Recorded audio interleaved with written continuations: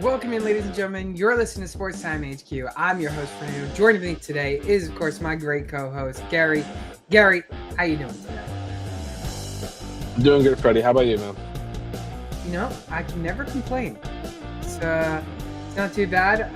Obviously, this is a football podcast or sports podcast, but fantasy football show. But I must say, what an absolute cinema we had yesterday or today as well for the World Series. I stayed up to watch that whole thing. Obviously, You stayed up the whole time. The whole time. Obviously, here on the East Coast, it was pretty damn late. Yeah. I was laying in my bed from.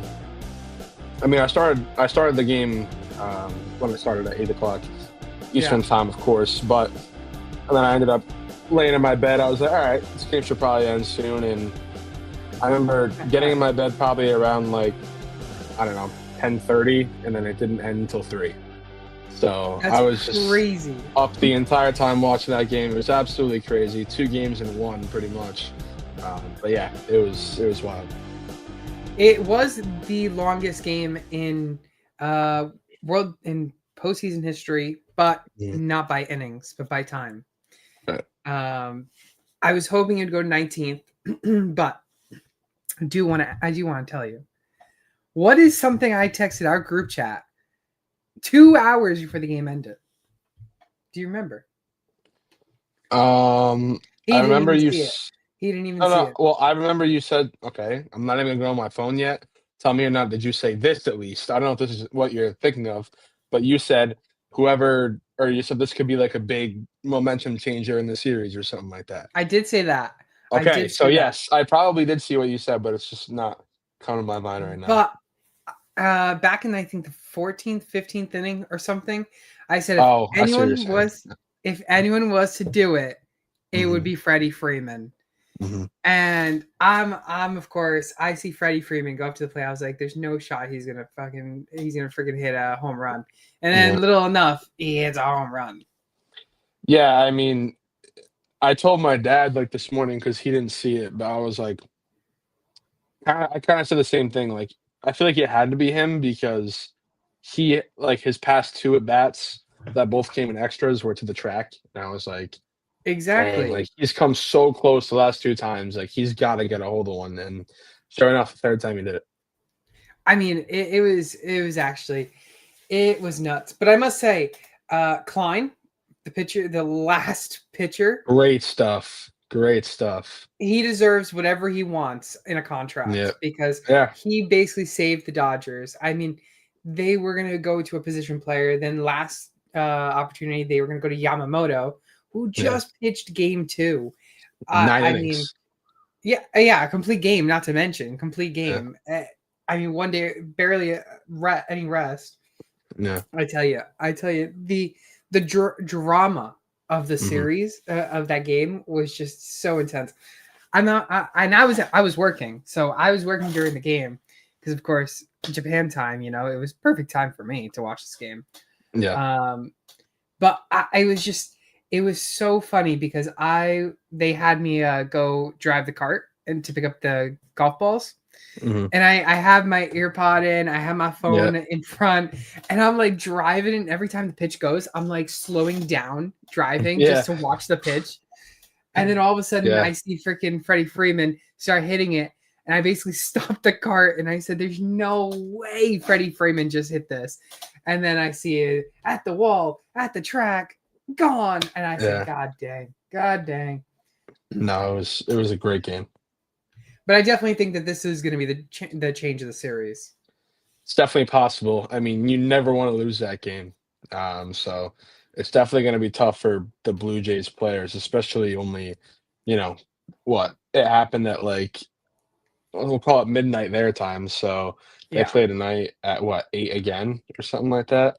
It's nuts. So 20 hours later, I mean, insane. I mean, we saw it 7 years ago with the Red Sox and the Dodgers. They did that 18 innings in 2018. Yeah, it's always the freaking Dodgers coming out on top. Why can't it be any other team? It's always against an AL East team as well. Red Sox, now Blue Jays. Yeah, I mean they're just in the last like I don't know 30 or 20 years, I guess they've just been like a team that's always in the running. But again, that's LA for you. So let me tell you a fun fact too. 70% of the teams who win Game 3 of the World Series go on to win the World Series. yeah, it's a pretty good stat. But hey, if you're the Blue Jays, you're not hearing any of it. I mean, I'll be honest with you. I have my doubts about the Blue Jays, but they've proved me wrong in the last couple series. So yeah, I I wasn't expecting them to get past their bye week, really. Yeah, no, I mean, like I said, I'm rooting for the Dodgers, but at the same time, like, hey, if the Blue Jays turn it into a series, and if they win it, and it's just a great series, then I can accept that because they proved me wrong. They look great. Yeah, it's turning out to be a really great World Series. I tell you that. Yeah, for sure. And I wouldn't be surprised if this is not the last time we see extra innings from these two teams. No, I wouldn't be surprised either. Well, of course, this isn't no baseball show. This is the waiver wire show. So let's get into some news, notes, and injuries. And of course, we got 2 quick questions on TikTok. Would you trade Woody Marks and Stephon Diggs for Zay Flowers? Probably not. Yeah. I don't think so. Pittman for Judkins and Shaheed. I mean, it depends what your running backs look like. I think Judkins and Pittman are kind of like in the same tier in their respective positions right now as we speak. Yeah. So, I don't really think you're getting an upgrade there, but unless you like need it or you have other, guys at those positions that you can afford to get rid of one. That's very true. I can attest to that. Let's see. Trade Jay Jettis for Ibuka and Swift. Yeah, I'd probably do that. Yeah, I think I wouldn't mind that. I don't mind that. He's got good running backs too, as he mentioned. My side computer is not charging, so guys, we are going to hope that my computer does not die on the side for you guys on TikTok. Anyways, let's go into some news and notes. Spencer Rattler days are over. Tyler Shuck will start his first career game against the Los Angeles Rams. Upset alert for the Rams to lose? Doubt it. Yeah. We will see how Shuck does. I'm not really expecting anything, to be honest with you. In all honesty, Spencer Rattler, at least fantasy-wise, gave me more than I bargained for. I mean, Olave's playing really good. I think he's wide receiver 8 or 9. He was wide receiver 9 going into this past weekend, and he put up 14 points. So he's either 8 or 9 again. But he's been in double digits every single week. And although it has really just been an abundance of targets going his way and not a lot of yards, because you see his stat lines and they're like 10 catches for like 40, 50 yards, which is abysmal. But hey, for fantasy PPR, you love that. So I know you can't really go wrong PPR wise. Yeah. I am curious to see how Shuck will do with all the rest of the team and how their fantasy production will be. Will Alvin Kamara get more points? Will we see more from Chris Olave and Rashid Shaheed? Juwan Johnson, he's been some help for the tight end world. Relevant. Yeah, he's still relevant. Will he stay relevant with Tyler Shuck now quarterback? Trade deadline is November 4th, so we are just about a week away. Of course, we're going to be on the show next week, so that's going to be interesting to see. Hopefully, maybe we'll know by the time that the show starts. We'll know if there's any trades. Melvin in the chat yelling my name. Don't forget Gary's name. Name. Also, Tyler Lockett, he is signing with the Raiders. Now, this is an interesting one, actually, because he's reuniting with Geno Smith. So, obviously, they have a reunite together. Jacoby Myers has been rumored to be traded. Oh, don't forget Gary. Yes, sir. What is up, Melvin? My concern is that Jacoby Myers is actually on the trade block, and he might actually get traded because at that point they'll have Trey Tucker and they'll have Tyler Lockett, and the Raiders have just not been really the Raiders this season. So I wouldn't be surprised if they try to get what they can get for Jacoby Myers. Yeah, I mean, he doesn't want to be there. I mean, he's voiced his opinion twice now. He did say, though, he will play with whatever team he's on. Yeah, and I'm sure he will because at the end of the day, if we're just being honest, I think that's what players should do because then teams are just getting the most out of the trade value there. And, I guess if you think you're going to play bad, then don't do that. But, if you know what you can do, I think that you should get on the field because it only helps you out and maybe they'll field calls for you more. But yeah, you're right. The wide receiver room there is awful, and it's going to get a whole lot worse if they get rid of Jacoby Myers. So I don't really expect anything to come out of that. But Gene T, if anything, trading Jacoby Myers might hurt him because it just hurts the offense. And, for however bad they already are, they are going to get a whole lot worse, I think. Really? But Jacoby Myers gone? Well, yeah. I mean, that's their wide receiver one, and he's gone. Wow, yeah. And, I guess Brock Bowers is still to come back, but, he hasn't played yet. So who knows if it might take him a little bit to get back up to speed. But yeah. Can't also forget, Brock Bowers. He's also in that lineup. He's just been out for several weeks with an injury.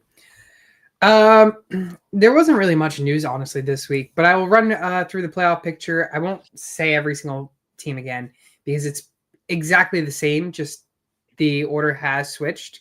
There is a new leader in the NFC. It is the Packers. Last week was the Bucks.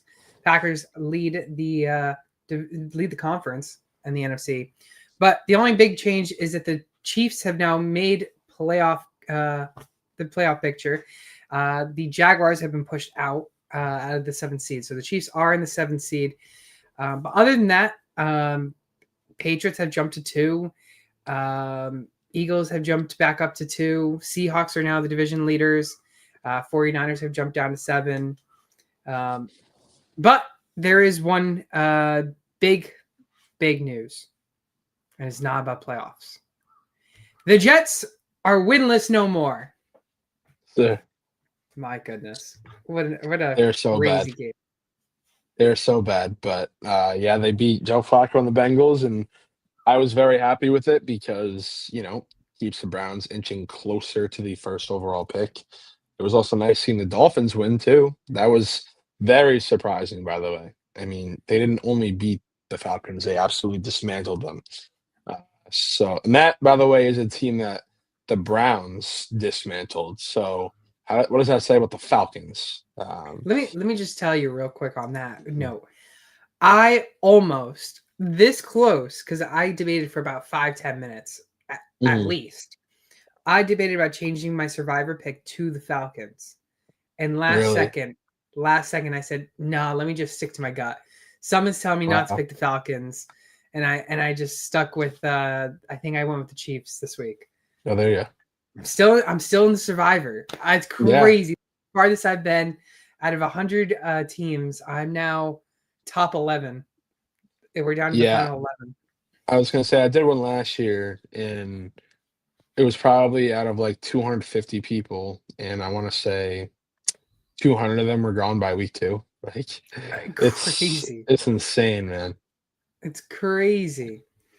We have a question on YouTube. Again, guys, on TikTok, if you're watching, go on YouTube. We're answering all the questions that are asked on YouTube, so be sure to go on there. But, KJ, what's up, guys? Better quarterback pickup of waivers. Is it Sam Darnold, Matthew Stafford, or Brock Purdy? In my opinion, out of these 3, the one who's playing the best out of the 3 is Matthew Stafford. I know Brock Purdy's planning on coming back, and he was playing good before his injury. But I am nervous because there's a lot of concerns whether or not he is going to be 100% this week if he does end up playing. I wouldn't be surprised, though, if they do turn to Mac Jones, but again, with the loss last week, I'd be highly surprised. And then Sam Darnold isn't bad, but again, I think Matthew Stafford is the best quarterback out there for waivers between the three. Yeah, Sam Darnold's been playing well, but it's Stafford, in my opinion, all day. Actually, Sam Darnold might be the last one that I would probably choose to pick up out of these three. Yeah.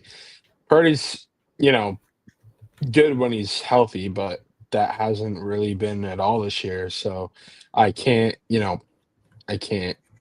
rely on him to be that guy for me, even if he's a backup. But if these are your guys that you're thinking of starting this week, it's definitely Stafford, because Purdy isn't even a go right now.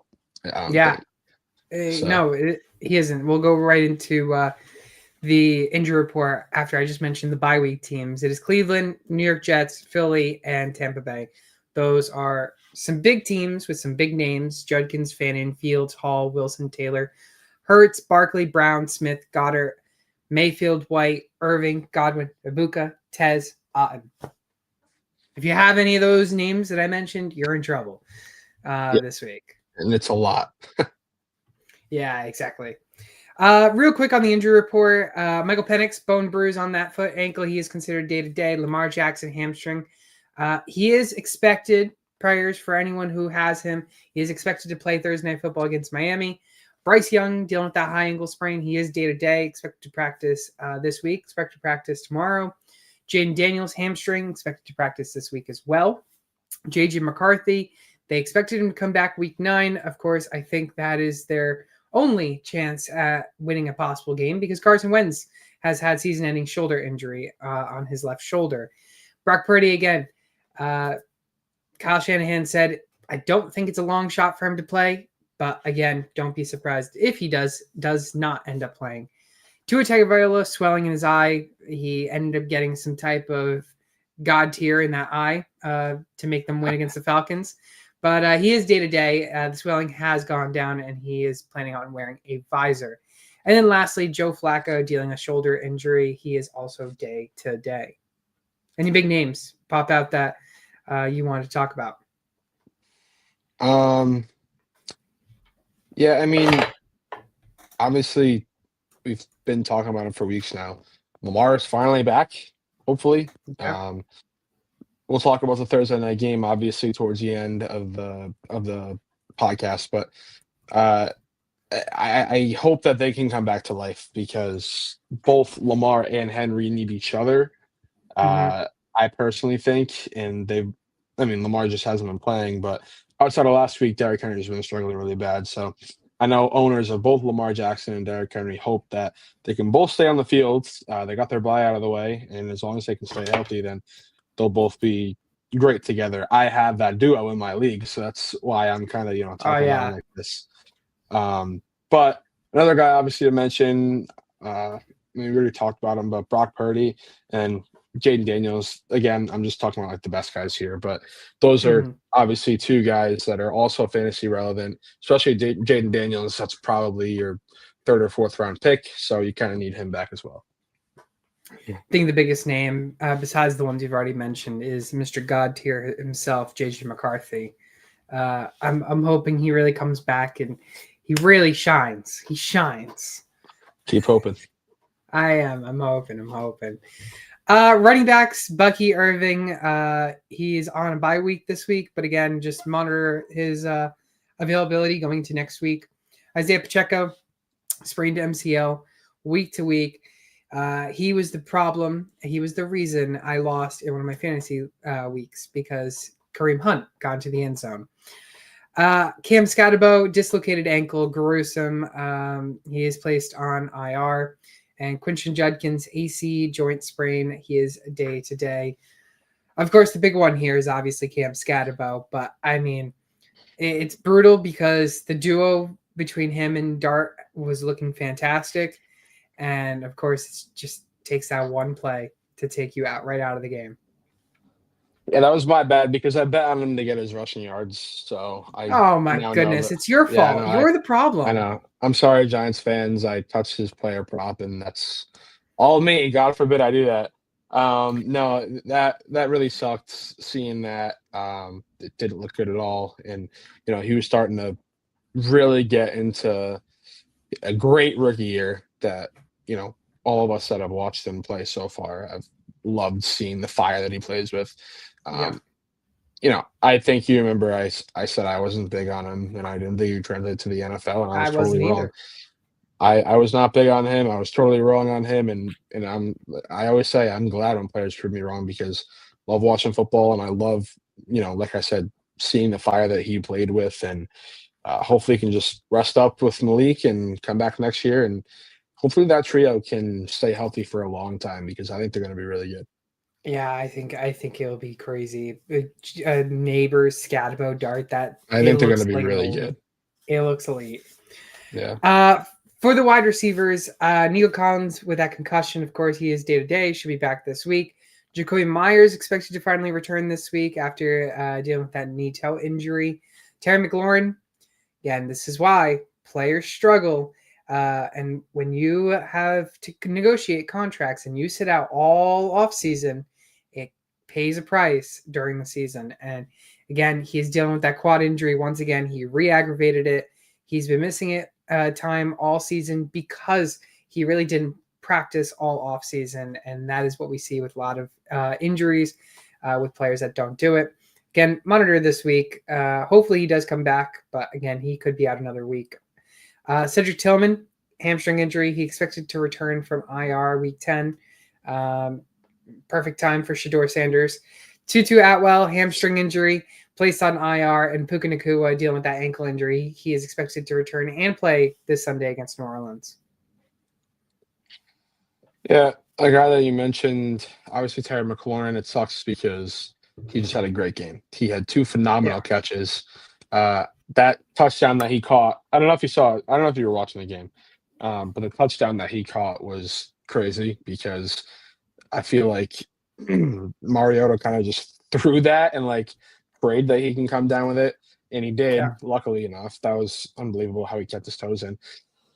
And the second catch was the one on the sideline where his quad or his knee and his elbow hit in bounds almost simultaneously with his other knee that hit out of bounds. So it was like a split second before, and it counted as a catch. He's so good when he's healthy, and I just really want him to, get back to what we saw last year, which he had a wide receiver 7 finish, which Yeah, it was I didn't crazy. expect him to have that good of a season, but I know how good he is when he's healthy, man, and when he has a good quarterback like Jaden Daniels. And, he kind of went through hell and back to get a good quarterback like Jaden Daniels. So it would suck to see that the time that he finally has a good quarterback is spent on the IR. I think Terry McLaurin actually surprised me the most this week. I had him as a sit candidate this week. But again, he did get into the end zone. So at the same time, he really wasn't a bust, but he also wasn't the greatest this week because obviously he dealt with the injury. I thought Chris Godwin was going to get most of the workload and everything. Sorry, not Chris Godwin, Deebo Samuel. But it was a surprise. But hey, hopefully he can come back healthy. But for the tight ends, just 2. Brock Bowers, again, expected to return this week. Darren Waller still dealing with that pectoral strain. He's still week to week. And again, some just monitor this week. Again, I don't expect him to play because it's short notice on Thursday Night Football. But I think the biggest one is Brock Bowers. A lot of people drafted him very high. He was like the tight end 1 coming off the boards. And if they can get him back this week and he can start producing again, he is the guy that could end up helping you win the rest of your season. Yeah, I mentioned it before about a couple players. This is your second round pick that you need to come back, and you haven't had them all season. So if you somehow manage to hit the draft, maybe you drafted a Buka late, or I don't even know which. Maybe you drafted Javonte Williams, and he's kind of been carrying your team. Maybe you're still in a good spot to make the playoffs, and Wan'Dale maybe get a high Robinson. seed in playoffs. But now him coming back would be so huge for you to be in a good spot with guys that you got value wise out of the draft, and now you have your second rounder coming back, and of course just need him to be up to speed. Hopefully he can just pretty much get plugged right back into the offense and play how he played last year. Yeah. I mean, again, this should be a plug and play type of guy. You should be able to play him every single week. So Yeah. I think that is the most important thing. But I think it is time. Do you have any more news, notes, injuries you want to talk about? I don't think so, man. Well, it is time for the waiver wire. And let's go. Let's get into it. For the quarterbacks, I'll start with my guy. And my guy, he's got some flashy last season heroics coming back. It is Mr. CJ Stroud himself. I'm hoping that this man can really come back to his year one rookie potential that we saw him do. The offensive line has been the biggest problem keeping him upright. But again, this is finally the first quarterback I think I'm talking about in like 6 weeks. I mean, it has been Jackson Dart every single week, and I finally stand by it. I stood by it every single week. I doubled down, tripled down, quadrupled down, every goddamn down you could possibly do. Shoot, I was on like 6th down that rate, and that doesn't even work in the NFL. But nobody was picking him up. Nobody was picking him up. He's finally over 70% owned. He also had another great week. I said he was going to put up 18 plus points. I think he put up 19, 20 points. Yeah. But anyways, Stroud, again, the team looked decent without Nico, which is surprising. Hutchinson, Noel, Higgins, they all looked good. They are going against Denver this week, though, which is the biggest concern because Denver has a good defense against quarterbacks. But again, I'm still going to rank him right outside the QB1 range. I'm starting him as low-end QB1, high-end QB2. Expect him to finish somewhere between the QB12 to QB16 range this week. But his ceiling for this week, I would say as high as QB5. Yeah, I don't disagree with that. Finally starting to pick it up a little bit. Hopefully he can return to that rookie CJ Stroud that we saw and know and love. And he's got a tough, matchup against Denver this week, like you mentioned. Mm-hmm. The wide receivers actually looks good. I think I said that I am not starting a single pass catcher in that offense outside of Schultz, and he was the worst probably out of the four. It was crazy. Crazy. It was crazy. But hey, that's how it goes sometimes. So the good thing is if they can fill in for Nico while he's out, which, I assume he's going to be back this week.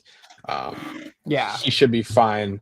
But yeah, I think a start this week against Denver is tough. But if he is able to, have another 20-plus point performance, maybe he's back and maybe he can start solidifying himself as one of the top quarterbacks again. Yeah, I would like to see him come back and be a top 10 quarterback to finish off the season. I think that would be huge from him and also shine some hope on the Texans who have not looked good this year. Mm-hmm. Gary, who is your week 9 quarterback? Yeah, so it's kind of funny because KJ just asked out of the 3 guys, Sam, Darnold, Stafford, or Purdy, who would I pick up? And I said Darnold would be the last guy I'd pick up. And out of that trio, he still is. But if neither of those guys are available, then I think you need to go and get Sam Darnold because, he just had a rough week against Houston, but they're number 1 defense against opposing quarterbacks, fantasy-wise. So they've given quarterbacks hell through, the entire NFL. However, next week he's going up against Washington, who's done the complete opposite. They're giving up the 4th most points to opposing quarterbacks. So I think him and JSN are going to feast. And outside of the last game that he just had, he's averaged 20 points in the last 5 weeks. So he's been pretty damn good with JSN. And that offense has actually been a lot better than I expected them to be this year. So Sam Darnold is kind of slinging the rock a little bit. I think I could be wrong. I was going to say he has the most passes of 20-plus yards or more, but that might be JSN's receiving stat. So he's probably up there somewhere, but he's playing really good football right now. Yeah, watching Get Up, Rex Ryan mentioned how First Take. I forget who it was. Maybe Jeff Saturday was saying that Sam Darnold is playing elite and that he is a top 10 quarterback in the NFL, and that's why that they went out and signed this guy because he played really good in Minnesota. Obviously, why did he not re-sign for Minnesota? Well, he probably was trying to get the bag, and I don't blame him for trying to get the money. after having a great season last year. Sam Darnold, I mean, yeah, obviously you mentioned he had a bad week last week, but he actually hasn't looked that bad if you really look at the stats. So I don't hate the pick. I don't hate the pick at all. I think it's a good pick. So CJ Stroud, Sam Darnold, our waiver wire quarterbacks. Let's go into the running backs. We got, you might know her, Gary. Miss Tamborini in the chat. I don't think she knows me because I never had her, but of course you I never know had Lifesaver. No, I never took it. It was such a great class. Such a great class. I enjoyed it. I've heard it was a good class. Listen, I got good life-saving skills now. I believe it. But I don't think I would actually have done if it wasn't for going to that class. Yeah, and that's awesome. And I recertified, and it's so easy to recertify yourself. CPR certified. Yep. All right, let's go into the running backs though. Gary, start us off. Who's the knight in shining armor that you got going on with your waivers? Well, once again, no one's surprised.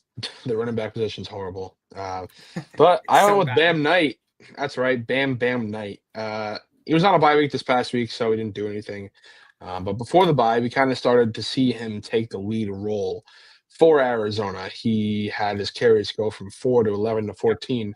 That gradual increase is so big in terms of, getting a player off the waiver wire, because you always want to see their production increase. And while it may not lead to more yards, the opportunities are always there. I always bring this up. I love, just the fact that the opportunities are present. But it's also nice that he scored a touchdown in 2 of the last 3 games. So those opportunities are also there. And not to mention they're going up against Dallas this next week, who has a bottom 3 run defense in the league. I think they're only better, and this is debatably, than maybe the Dolphins and the Bills. Yeah, I think it was also really brutal for the running backs again, which, not to mention, I killed it last week with Isaiah Davis. Yeah. I don't know if you saw, he had 18 points. I did see that. And I wasn't even saying for him to be a starter. I just said to stream him. Yeah. And I still do stand by that. But Bam Knight is also a good one to shout because he just came off the bye week. People are forgetting about him. And he is the lead back, technically, right now. So if you really need a leader, it's Bam Knight to move forward with your running backs. I also don't know. I didn't check, but I think he is over 70% owned. Tyrone Tracy, if he's somehow available in your league, he's a must pickup. I believe he's over 70% owned. Gary, I don't know if you can double check that, but he is. If he's not, I'd be so surprised because I think last time I checked he was 80 or 75. But he is a lead guy, and we've seen him produce in the past. So if he somehow is available, go snag him. It's actually. Are you sure you got that number correct? 90. He is only 38% owned. What? I mean, that's in our listener league. That's in our listener league. Yeah, I swear to God, that's in our listener league settings, which is like normal for PPR. You know what it was? PPR leagues. I think I was looking at my dynasty. Dynasty. Yeah, that makes sense. That makes sense. We might have to add him to our waiver wire graphic. Yeah, I'll be honest. That's a great shout. I totally forgot that. I mean, Scatterbo just went down, but I'm actually just thinking about it now. My running back situation in one of my big money leagues was so horrible that I almost started Tyrone Tracy Jr. this past week. Because yes, even with Scatterbo, because it was so bad, but I had to pick him up to possibly play him. So that's, a blessing in disguise. Now I got him on my squad. And I totally forgot about that. Maybe he can be a league winner because my team is like 4-4 right now, but I'm not looking too good. My running backs are horrible. I mean, for everyone who is looking for running backs, running backs have been the biggest problem. And if you dealt with any with an injury, then you're in trouble. Yeah, exactly. I'll go with my guy next. And again, he's not the craziest back in the world, but it is Tajay Spears. Tajay Spears, you saw him actually have some decent production this past week. 9 attempts, 59 yards, and a score. He also caught all 3 of his targets for 23 yards. This is interesting because he kind of split the backfield with Tony Pollard 50-50. Pollard had 11 rushing attempts to Spears' 9. I think we're starting to see a little change in production from both sides. We might be seeing Spears heading more to a lead back role versus Pollard being that lead back. And obviously Pollard, we know, is the more what's the word? He's played in many offenses. He's a veteran we know of, but Spears is, I think, only 24 years old, and he's only been in the league for a couple of years. He's starting to get the hang of it, and we might see Pollard being the new man, Spears being the new man moving forward. I mean, this is a young Titans team. Yeah, I mean, I think one of the words that you might have been looking for was he's a fresher guy, right? Like, he's young. Yeah, that's exactly. His legs are probably working better. Yeah, no, he's kind of starting to turn into maybe just a sleeper guy a little bit. He just had a good game, like you mentioned. I think as soon as those attempts go up, he's going to be a player that will probably get drafted next year, relatively, towards the middle. Obviously, he's on the Titans offense, so to how much his production opportunities will be there, it's kind of limited because they have probably the worst offense in the league. I actually think if you go and look up on Sleeper, because you can see the team's the team stats if you look at the player. I think, because I just checked either him or Pollard the other day, the Titans rank 30th or worst in every offensive stat. No way. I mean, believe me, that's not a knock. Well, it is a knock on them, but my Browns are also pretty much right in the same boat. So not, pin on the tail on the Titans anyways, but I believe they are 30th or worse in literally every single offensive stat. So their offense is horrible. So the opportunities there are limited. But yes, I agree with you. I think he's a great player. And if the Titans offense could get any better in the next couple of years, I think he could maybe be a dark horse for a good running back in this league. There's a good future potential with that team. It's just all about how the team moves forward with trying to help that whole team out. And of course, trying to help out Cam Ward, the number 1 overall pick. Tajay Spears, and of course, Bam Knight, our waiver wire running backs of the week. And don't forget Tyrone Tracy. Have to mention that one. Let's go into the week 9 waiver wire wide receiver ads of the week. And I'll start with my guy. He's a thumbnail of the show. And I'm a guy that's against starting any Patriots receiver, but he has proved me wrong. And of course, I will probably prove myself that you shouldn't start New England receivers, because watch him have a bust this week now that I'm talking about him. But Kayshon Boutte, you'd think it would be Stephon Diggs we'd be talking about. But again, Boutte had 16.5 points this past week. He's actually looked great over the last 3 weeks. He's put up 13 plus points in 3 straight weeks, 3 straight weeks finding the end zone. And that is also the thing that I'm most concerned about. He's finding the end zone, but his production for targets has not gotten more than 5 targets since week 1. So that is my biggest concern, whether or not we're still going to see the production there or whether he'll only be relevant if he ends up being in the end zone. But again, I expect a decent week, again, with New England taking on Atlanta. We just saw Atlanta give up a combined 34 points to Jalen Waddle and Malik Washington. So I would expect something similar between him and Stephon Diggs, maybe a little dazzle of Hunter Henry in the mix of those points.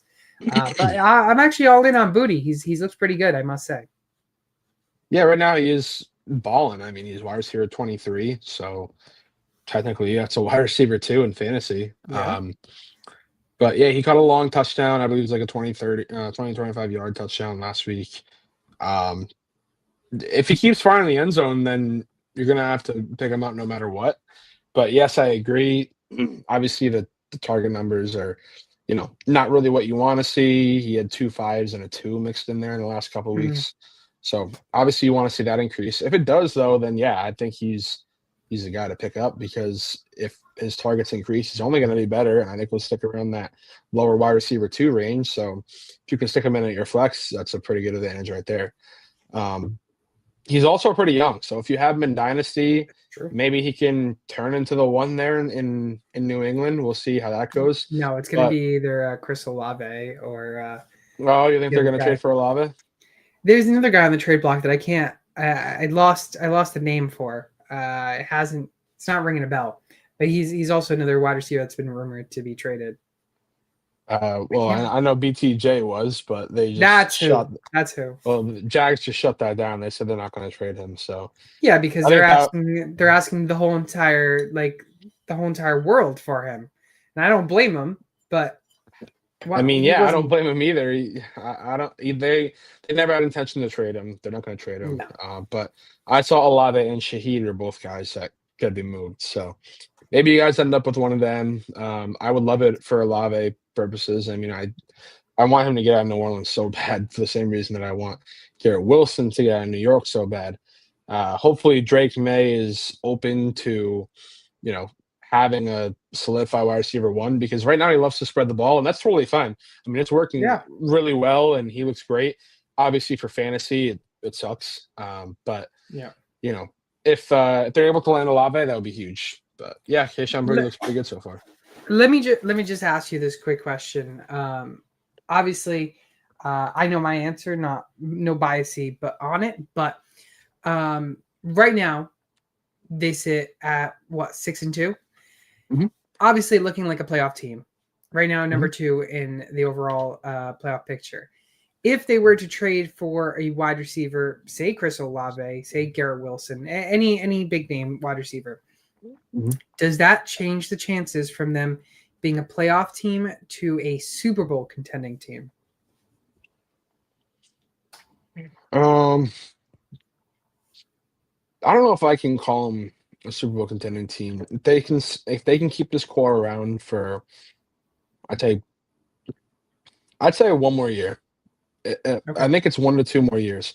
They keep this core around 1 to 2 more years, they're going to be good. They have a ton of young talent. Drake May, Milton Williams, Christian Gonzalez. I think Travion, but they don't seem to think so. I think Will Campbell, obviously. They have a ton of young talent. They're able to keep this core together for a little bit. I think in 2 years' time, then we can call them a contender. I'll be totally honest with you right now. I don't really see them making a run in the playoffs at all. They can maybe win 1 game if they get a, good matchup, but we're just looking at their schedule, man. It's like they're just beating up on bad teams right now. And that's not to say they haven't been, they just play the teams that are in front of them. So it's something that they can do about it. And they've looked good doing it. But it makes me think, like, I can't see them beating the Chiefs. I can't see them beating the Colts, who are playing phenomenal right now. I mean, I don't even know what to say about them. I could see them beating the Broncos. I could see them beating the. I don't know if I can even see the Steelers, because. No, I can see the Steelers. The Steelers have been looked up and down all season so far. Yeah, but they beat you guys in New England, and I don't get me wrong. Don't get me wrong. Yeah, but again, that was towards the beginning. They beat. Yeah, it was, but they beat you in the play, or they beat you in the regular season in New England. I don't think that you could go into Pittsburgh and beat them. But out of the teams that are in the playoffs, I guess they'd be on the top range of that. Yeah. I can't see you beating a healthy Bengals or Ravens if they get into the playoffs. Hey, we face the Ravens, a healthy Ravens, in a few weeks. I think that's we'll see how that goes. I mean, do you actually? I didn't even know that. Yeah. I think week 15 or 13. I think you'll beat the Falcons. I don't think you'll beat the Buccaneers, which is in 2 weeks. I'm pretty sure. It's also a big game. Yeah, I think you might keep it close for a little bit, but I don't think you're gonna beat the Bucs. But listen, I could be wrong. I said it. They only play who's in front of them, so I'm not necessarily going off on them for not beating anybody. That's not their fault at all. Yeah. I just personally believe that I can't see them beating any of those teams. But like I said, as long as Drake May keeps improving, maybe they get an alpha wide receiver one. Yeah, in 2 years' time, I think I can call them easily a contender. Okay. I was just curious in your take on it. Yeah. Who is, though, your waiver wire wide receiver out of the week? I went with Trey Tucker. Like, these positions are kind of getting worse and worse as the weeks have gone on, which is expected. But he's been kind of solid. They just had a bye, so he didn't play either. But he scored 10.5 points in the last 2 weeks, Mm-hmm. and in the last 3 weeks, he's averaging 6 targets a game. I assume he's going to have a positive game script versus the Jags. I expect him to be down the whole game, and he's only 50% owned, so he's out there. Obviously, had that huge 40-plus point game, which I remember we talked about it. Maybe he will be a one-game wonder. Maybe he won't be, but he's actually pretty solid outside of that. I think he'll kind of stick around that 10 to 12 point per game range with, kind of like a Shaheed with the upside of a 20-plus point game here and there. So if that's a guy that, you're desperate to start at your flex or even wide receiver 2 if you have to, I think he's a good option. Go get your wide receiver 3. He's in the waivers. What's that? Trey Tucker? Yeah. 1 point. I actually don't mind the shout, especially I know Tyler Lockett just signed there, but Jacoby Myers being the possible question mark trader, it could help Tucker in the long run. I'll be honest, I really don't think. I'm sorry, who just signed there? Who just say? I'm totally blanking. Tyler Lockett. Tyler Lockett, yeah. I don't think he's going to be anything, to worry about. So, yeah, for sure. So I think he's fine there. Kayshon Boutte, Trey Tucker, our waiver wire wide receiver ads of the week. Let's go into the tight ends. Gary, lead us off. So my tight end of the week is a guy that I'm pretty sure I've named at least once, maybe 2 weeks in a row. It's K-Dot, and to be honest, I think it's shocking that he's under 70% owned, just considering the fact that the Buccaneers injury situation is what it is. No Godwin, no Evans, no McMillan. Egbuka's been kind of shaken up the past couple weeks. He's healthy now. But, I think he's, outside of Egbuka, the one guy that Baker can rely on right now. And he's starting to, come back on the rise that we saw him do last year. Hopefully it's, he can ride the rise and keep it going towards the end of the year, because he kind of had just like a 5-6 week streak last year where he was pretty good and then kind of just fell off a cliff once he got injured last year. But hopefully he can stay healthy. He could, keep doing him. But so far he's looked pretty good. He's on a bye this upcoming week, so unfortunately you can't start him. But I think if you're looking for a streamer with upside, you shouldn't look any further. He hasn't played under 90% of snaps since week 1. And in the last 4 weeks, he's averaged 11 points a game on 25 total targets. So it's, exactly what you want to see from a guy that, in my opinion, has top 10 tight end upside. And we're just hoping to see it. Yeah, I don't hate the shout, honestly. I think he's actually, his percentage owned right now at 58% is actually going to go down. And that's solely because he's on that bye week. The bye. So yep. I wouldn't be surprised if we're talking about him again next week, because of the fact that people were going to forget about him, and he's actually been producing decent numbers for fantasy. So I wouldn't be surprised. And again, like you said, I like the shout with the Bucs injuries. K. Dotton, we know how he can be at tight end, and he can produce. I'll talk about my guy who's 55% owned. Had an okay week, 7.6 points, but I tell you, he's Gary's favorite tight end. Never done Gary dirty at all. Used to be one of them. Used to be one of my favorites. Yeah, of course. I must say, though, the tight ends are tough this week. I actually wanted to go with Mason Taylor, but him on a bye week, again, he can only be streamed again until next week. But that's also if Justin Fields remains at quarterback, which is so ironic that the owner of the team bashed Justin Fields, and then he had to play, and he balled out and won. So I just love the slap in the face, because as an owner perspective, I would never bash my own player, especially the quarterback position. I mean, that's just not a good relationship you're having. And that shows how bad the Jets are as an organization in general. But anyways, moving forward, Ingram, 7+ points in 4 straight weeks. You actually like to see this by the tight ends for consistency and also getting that 7+ points. One of those times, he actually ended up getting over 13+ points, and that's also because he saw the end zone. So we can see him getting 13 plus points if he can get into the end zone, but I think expect a 7+ point week again. And not to mention, he got stopped at the goal line this past week. So we could actually have seen him around 13 plus points again this week if it wasn't for him getting stopped right at the goal line. Start him this week, though, is the question. Houston averages only about 9 points to tight ends each week. So if you are looking for a tight end, I am starting him as a tight end 2 this week, not a solely tight end 1. But again, I think that's just kind of the perspective. His floor, again, is around 5-6 points with the tough Houston defense to tight ends, but his ceiling could be north of 13, 14. Yeah, I mean, you mentioned that I've kind of had a tough run-in with Evan Ingram the last year or so. And it's not going to change, but the last couple of weeks, his production has seen an uptick, so hopefully he can, see more of that. But he was just so bad to start the year that I really don't have hope for him anymore.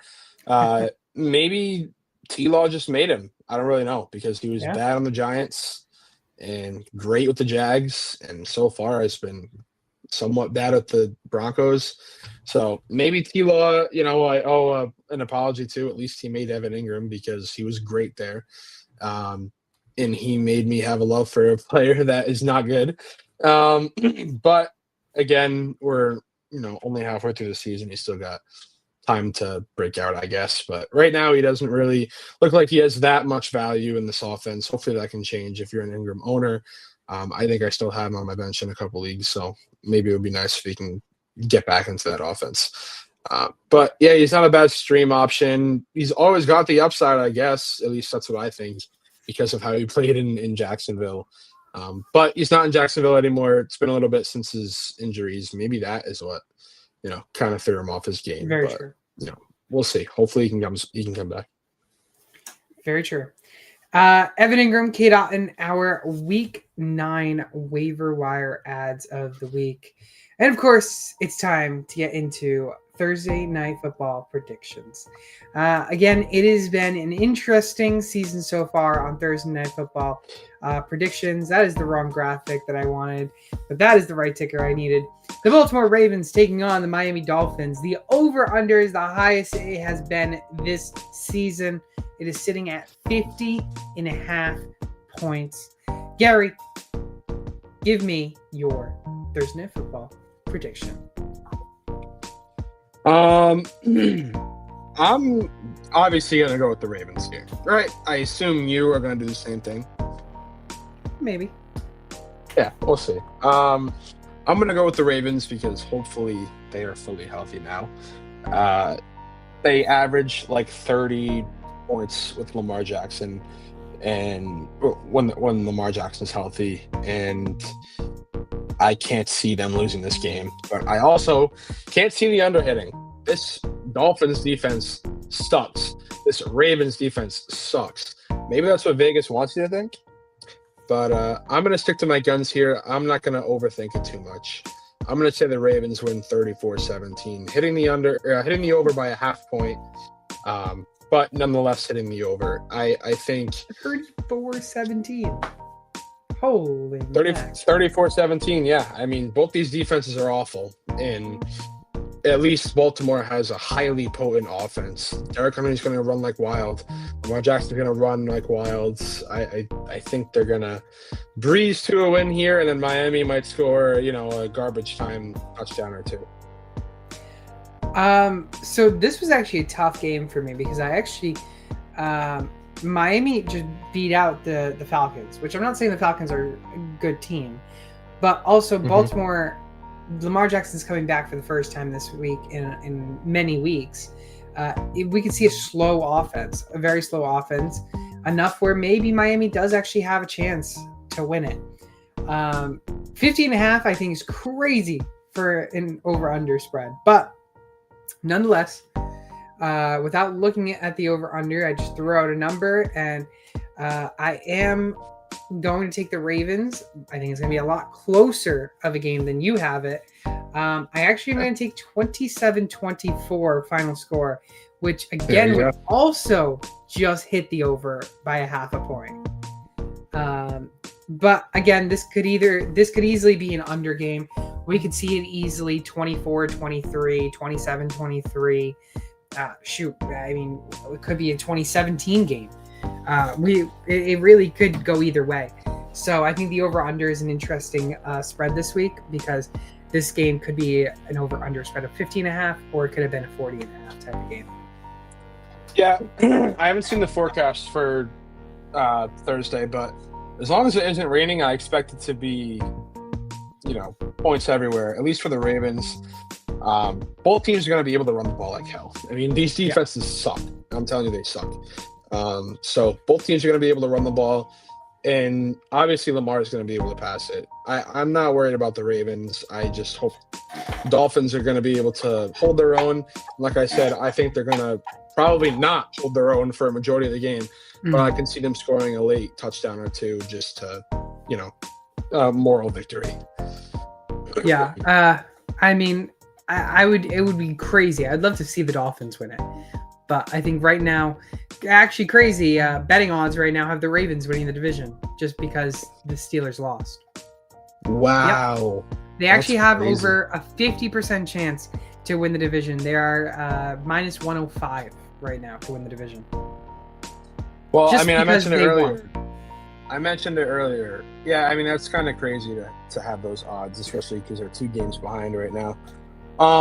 But, they're in the AFC North. I mean, every game means something in the AFC North, believe it or not. So it's crazy. They play each other twice still, I think. Mm-hmm. They haven't played each other yet. So they still play each other twice. Those are going to be 2 really tough games. That honestly will define the division. Yeah, no, for sure.